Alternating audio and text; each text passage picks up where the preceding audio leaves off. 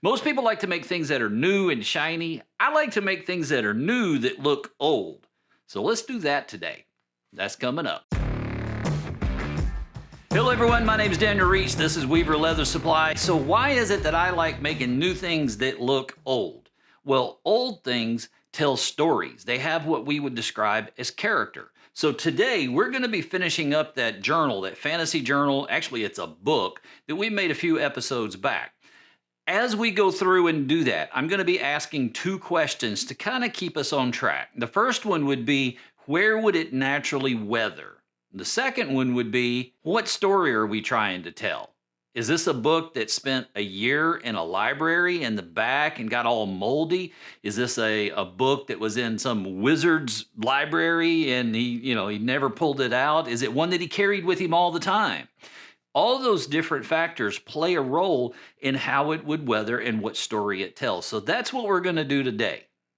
So the first thing that we're going to do is going to be very subtle. We're going to grab a white Scotch-Brite and rough up the surface of the book. Now, we're not trying to give it some heavy tooth where it's got all kinds of distress. We want something really subtle here. What we're doing is we're causing micro scratches that are going to hold antique and color better than just the finished surface would.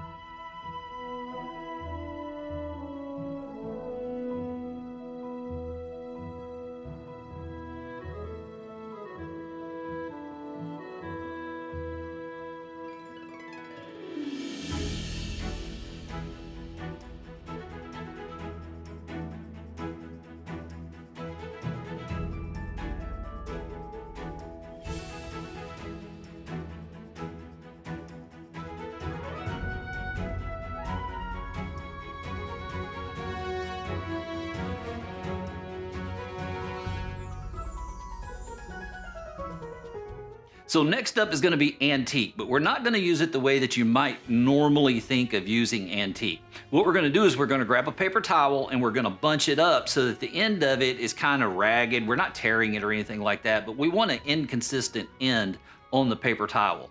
Then we're going to dip it in the antique and lightly blot it onto the cover. What we're trying to do is create inconsistencies in the dirt and grime that would naturally collect on the cover over the years.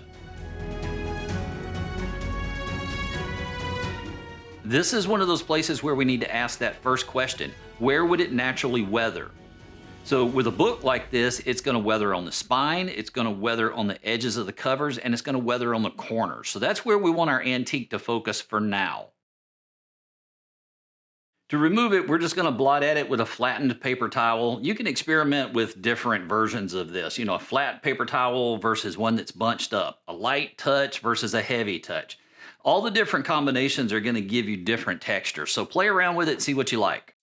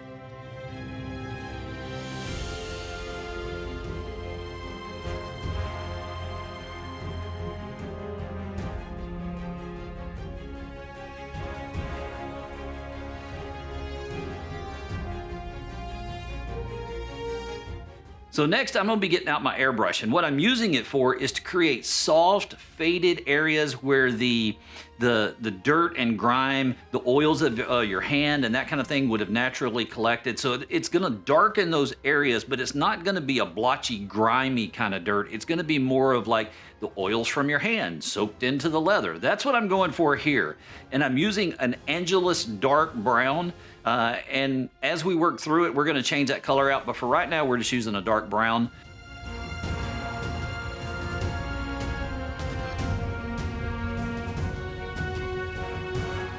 When you're using an airbrush to create texture like this, you don't want to just hold down the trigger and spray.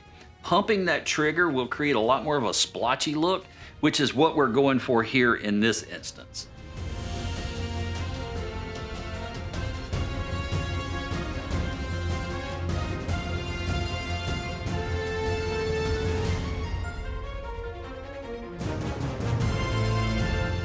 Next, we're going to be adding some color to the edges of the pages. Those deckled edges really would grab a lot of dirt and grime and oil and that kind of stuff, and they would really color up nicely over the years.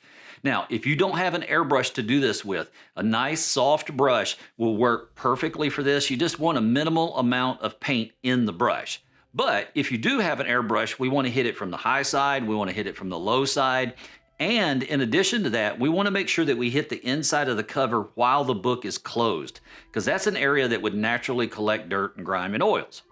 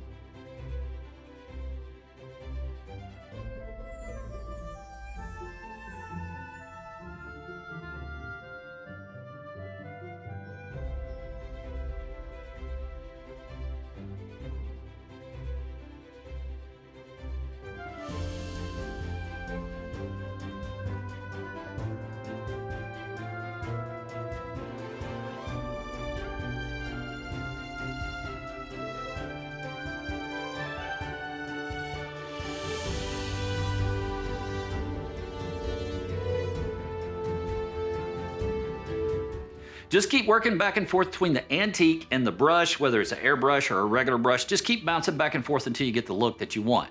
Once you have it, you can then seal it with an aerosol sealer. Leather sheen works great for this kind of thing. If you want to, after the leather sheen, you can seal it with tan coat. But for me, leather sheen locks it in nice and tight. It's not going anywhere.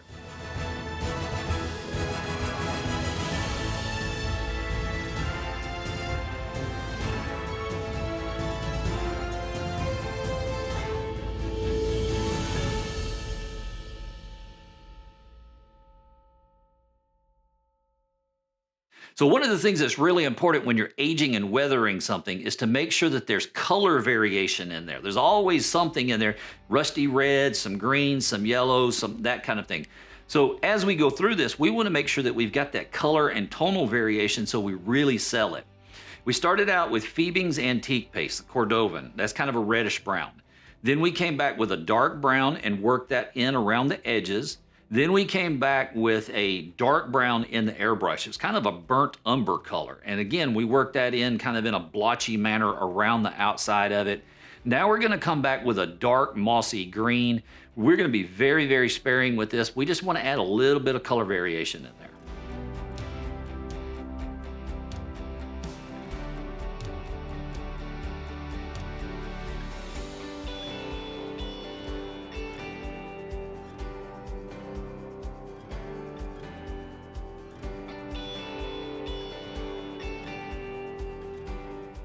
So why are we adding green?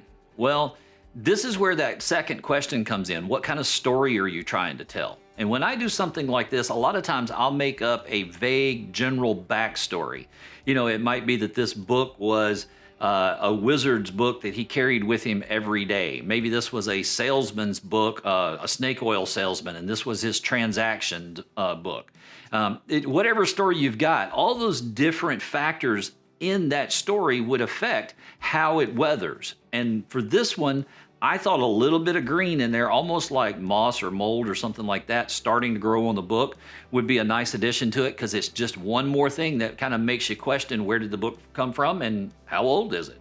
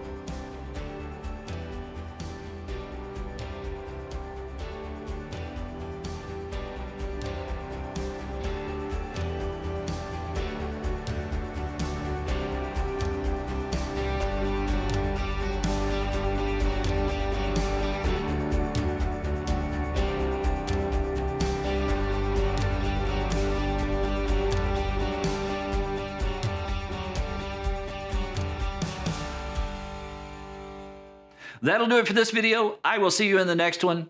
In the meantime, go make something amazing.